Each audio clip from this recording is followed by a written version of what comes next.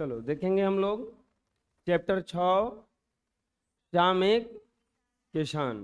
कविता है जिसके लेखक हैं सर्वेश्वर दयाल सक्सेना। क्या कह रहे हैं?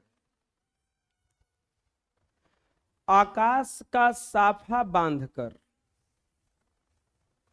आकाश का साफा बांधकर सूरज की चिलम खींचता बैठा है पहाड़, घुटनों पर पड़ी है नदी चादर सी, पास ही दहक रही पलाश के जंगल की अंगीठी, अंधकार के दूर पूर्व में सिमटा बैठा है भेड़ों के गल्ले सा।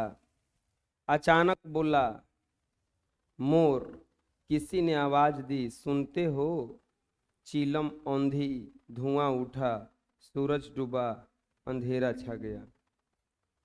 खत्म हो गया। आकाश का साफा बांधकर, देखो ऐसा ही कोई किसान बैठा है। आकाश का साफा बांधने का मतलब हुआ है शाम का वक्त है। शाम में ऊपर बादल की तरफ देखने पर लगता है कि चारों तरफ एक जैसा लग रहा है, जैसे पगड़ी बांधा हुआ है। सूरज की चिलम खींचता, सूरज की चिलम का मतलब क्या हुआ? सूरज शाम के समय लाल लगता है, सूरज शाम के समय लाल दिखता है। लाल जैसे कि चिलम में भी पीता है ना तो वो रेड हो जाता है, लाल हो जाता है, जब खींचता है तो लहकता है। तो वैसा ही लग रहा है सूरज की लाल हो चुका है। बैठा है पहाड़, लगता है कि सूरज पहाड़ के अगल बगल है, एकदम लगता है कि बस डूबने वाला है, नीचे गिरने वाला है। घुटनों पर पड़ी है नदी चादर सी, नीचे देखने से लगता है कि शाम का वक्त का समय का बस जिक्र किया गया है। नीचे देखने से लगता है कि नदी चारों तरफ बह रही है, पास ही दहक रही है पलाश के जंगल की अंगीठी, और चारों तरफ लाल लाल हुआ रहता है आकाश, तो लगता है कि सब कुछ जल रहा है। अंधकार के पूर्व में सिमटा बैठा है भेड़ों के गल्ले सा। अब जैसे ही ये बात खत्म होता है ये सब, तो अंधकार आ जाता है, यानी कि अंधेरा होने वाला होता है। अचानक बोला मोर, उसी टाइम में कोई मोर बोला, पीकॉक ने बोला, जैसे किसी ने आवाज दी, लगता है कि उसको किसी ने आवाज दिया है वैसे बोला, सुनते हो? चिलम औंधी, धुआं उठा, सूरज डूबा, अंधेरा छा गया। इसका मतलब क्या है? क्या थोड़ा देर के बाद ये कब का जिक्र किया जाता है? शाम के वक्त का। शाम में सूरज डूबने वाला है, आकाश में चारों तरफ लाल लाल हो गया है, सब कुछ लाल लाल हो गया है। आकाश में नीचे नीचे सब लाल हो गया है, जैसे आग लहक रहा है। ऊपर में आकाश इतना साफ है कि लग रहा है कि वो पगड़ी बांध के कोई बैठा है। नीचे सूरज को देखने से लग रहा है कि वो एकदम चीलम के जैसा जल रहा है, वो भी लाल हो जाता है। तो वही कह रहे हैं, इस अचानक कोई बोला कि अरे क्या हुआ? अतने में ये डूब गया, सूरज जो है डूब गया, और डूबते ही क्या हो गया? अंधेरा छा गया, काम खत्म। अरे ये जो जिक्र किया गया है वो शाम के वक्त का किया गया है, शाम के वक्त का किया गया है। लेखक बहुत ही अजीब भाषा में इसको जिक्र किए हैं शाम का, कि शाम के वक्त में ऐसा ऐसा कुछ नज़ारा वहाँ पे उनको देखने को मिला है। क्या कह रहे हैं प्रश्न में? प्रश्न में कह रहे हैं पहला में, देखो यहाँ पे लिखा हुआ है कविता के बारे में कि कवि ने किसान के रूप में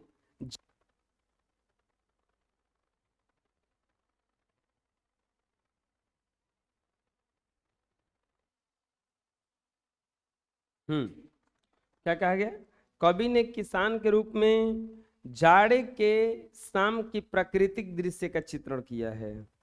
इस दृश्य में पहाड़ पर बैठे हुए किसान की तरह, प्रकृति में बैठे हुए में इस प्राकृतिक दृश्य में बैठे हुए एक किसान की तरह दिखाई दे रहा है आकाश।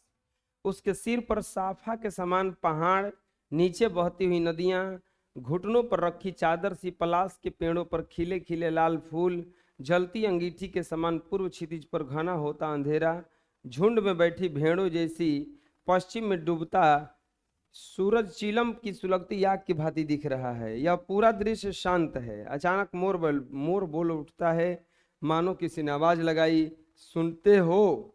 इसके बाद यह दृश्य घटना में बदल जाता है। चीलम उलट जाती है, आग बुझ जाती है, धुआं उठने लगता है, सूरज डूब जाता है, शाम ढल जाती है और रात का अंधेरा छा जाता है।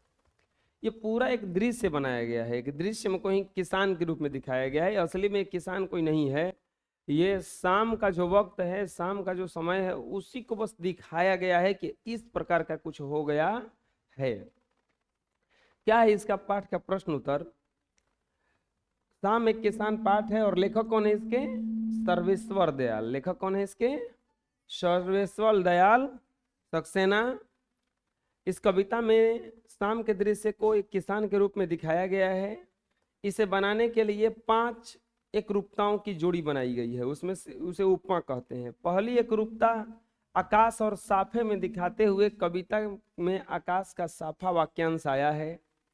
इसी तरह से तीसरी एकरूपता नदी और चादर में दिखाई गई है, मानो नदी चादर सी हो। अब आप दूसरी और चौथी उपरोक्ताओं को खोज कर लिखिए। पहला प्रश्न है, पहला प्रश्न इसमें कह रहा है कि 3 गो उपरोक्ता दिखाया गया है, 5 उपरोक्ताओं की जोड़ी बनाई गई है जिसे उपमा कहते हैं। पहली एकरूपता आकाश और साफा, दूसरा नदी और चादर।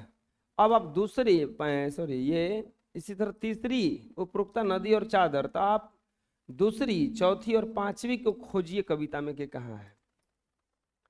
देखो, एकरूपता का मतलब कुछ बोला गया है, नाम लिया गया है किसी का। तो दूसरी और चौथी उपरोक्ता निम्नलिखित हैं, कौन कौन है? दूसरी है चीलम, चीलम जो पी रहा है। एकरूपता मतलब कुछ वस्तु का यूज किया गया है, लग रहा है कि वो है नहीं, लेकिन ऐसा नहीं है। चौथी है अंगीठी पलाश के फूलों सी, और 5वीं एकरूपता लिया गया है अंधकार भेड़ों के झुंड सा। बात नहीं समझ में आया? जैसे किससे तुलना किया गया है? एक रूपता। एक रूपता का मतलब होता है एक रूप जैसा। तो किसको किसको लिया गया है एक रूप जैसा? तो इसमें आप देखोगे सबसे पहले लिया गया है शाम के दृश्य किसान के रूप में। यह रूपक है। 5 एकरूपता। पहली एकरूपता में आकाश और साफा, साफा पगड़ी को कहा जाता है। तो आकाश को और साफा को एक जैसा दिखाया गया है कि आकाश जो है बिल्कुल पगड़ी जैसा बंधा हुआ है। और तीसरा चौथा में दिखाया गया है, तीसरा में नदी और चादर। तो और क्या क्या लिया गया है? तो चीलम लिया गया है। प्रकृति चीलम थोड़ा ना पीती है। चीलम देखे हो, वो गांजा पीने वाला ऐसे घींचे पिया जाता है, ऐसा एक नली जैसा होता है। चौथी में लिया गया है अंगीठी पलाश के फूलों सी, और 5वीं एकरूपता में लिया गया है भेड़ का झुंड। जिसे अंधकार वैसे आ रहा है, जिसे चारों तरफ से भेड़ आ रहे हैं, उसी तरह से कौन आ रहा है? अंधकार आ रहा है। तो इसी को एकरूपता कहा गया है। शाम का दृश्य अपने घर की खिड़की, छत या खिड़की से देखकर बताइए। अब आप लोगों को घर जाना है और जा करके घर के खिड़की से चाहे छत पे चले जाना है और बताना है कि शाम कब से शुरू हुआ। शाम कब से शुरू हुआ?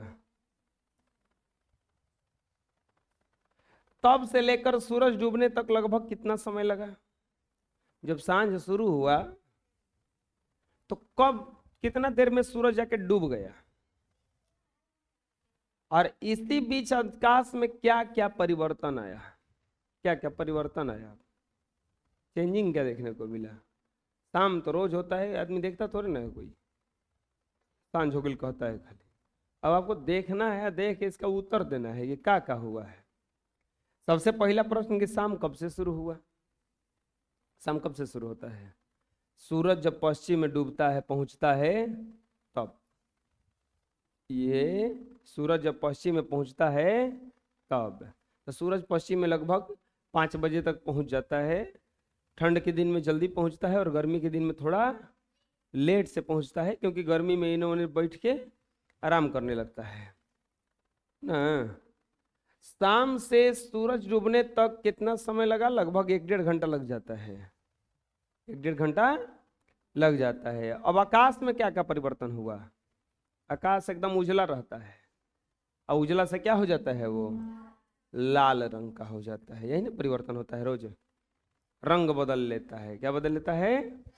रंग बदल लेता है। जैसे कोई जाने वाला होता है तो रो रो के आंखें लाल कर लेता है, वैसे ही सूरज भी क्या कर लेता है? अपना चारों तरफ रो रो के आंखें लाल कर लेता है।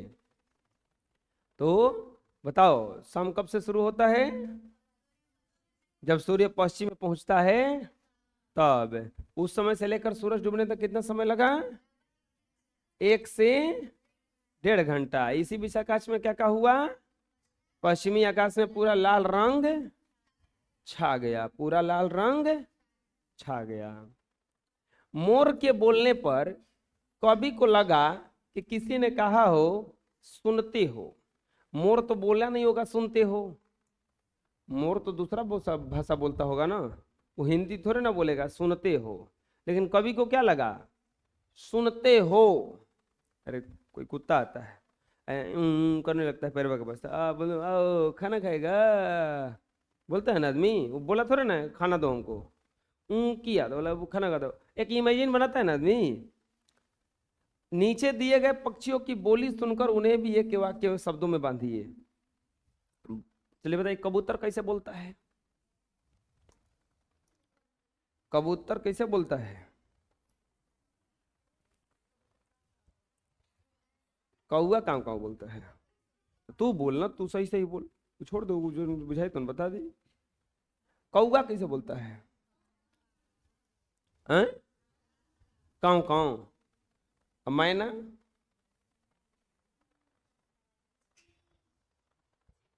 तोता?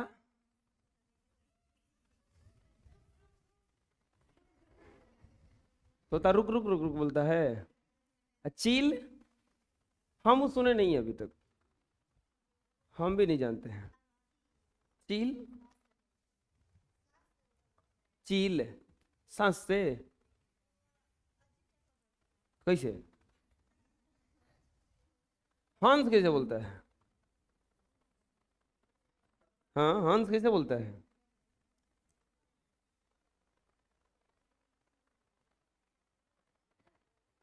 बोलो।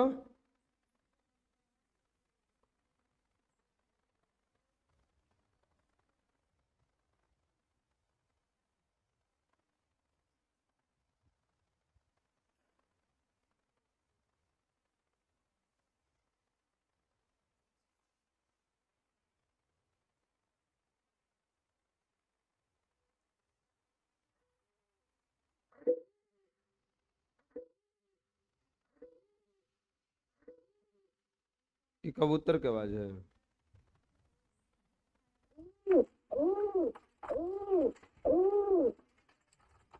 कबूतर है। मैना का आवाज देखिए, कुछ ही है, कौआ।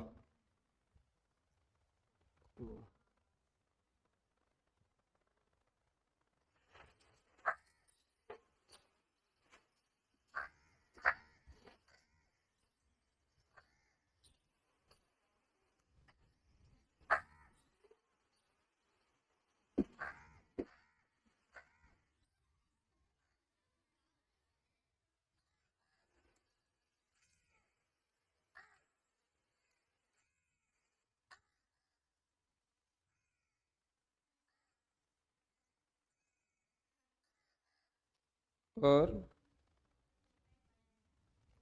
मैना?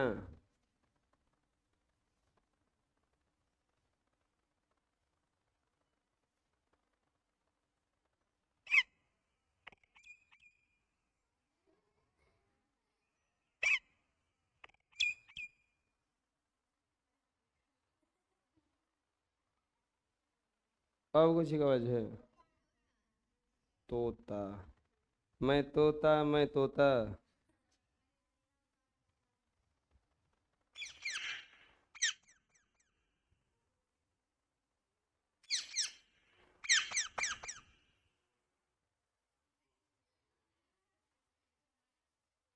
अब कुछ ही है।